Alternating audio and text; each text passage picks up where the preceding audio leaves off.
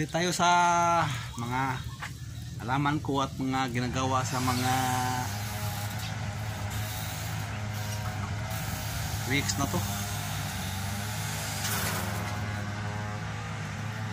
Ito na yung upo o white gourd. Tumutubo na mga kaibigan, mechanics.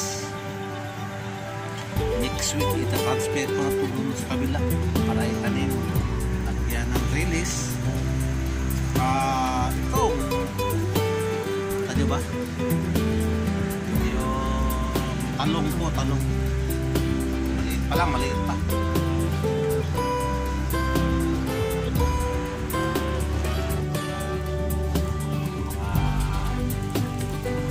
Alaga, lagyan ko rin yan ng harang para sa loob.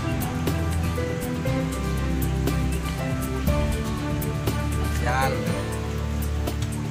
ang ginawa kong bulungan ng manok. Yung mga manok na ako dito nilagay.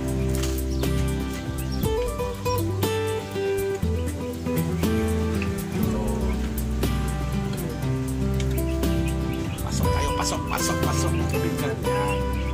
Yan mga manok po. Meron pa sa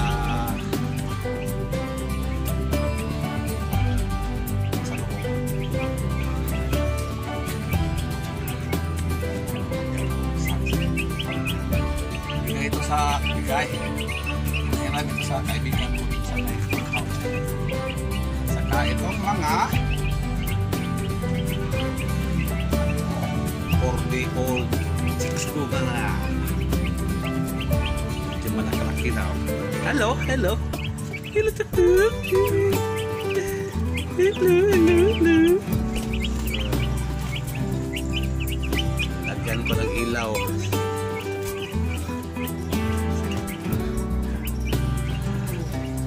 Lang ito, maliit lang. 6 by 7.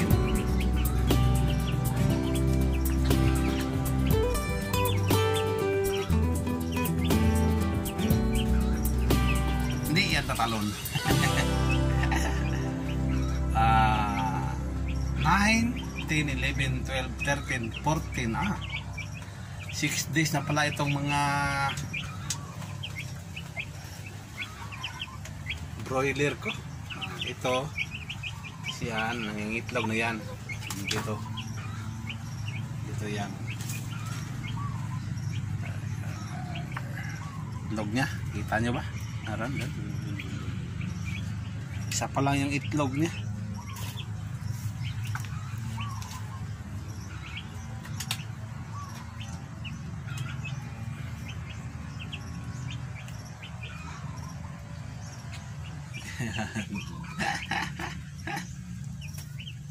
Malakas kumain, naghahanap ng tubig siguro.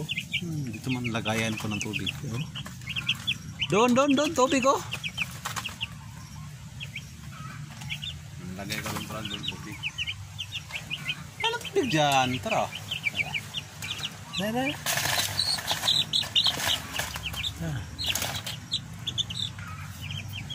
Doon. Kita na.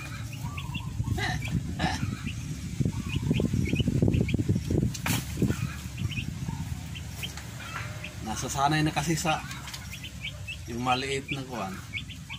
Takip.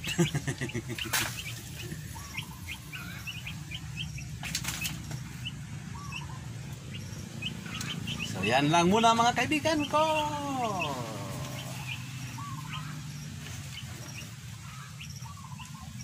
Dong. Bat ka? Bat tatanggal?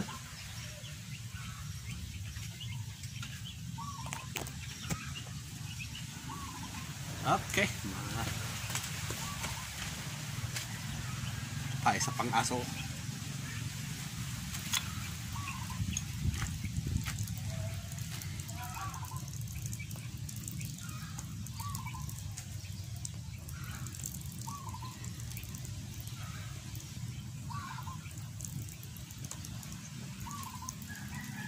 Yan lang muna mga kaibigan.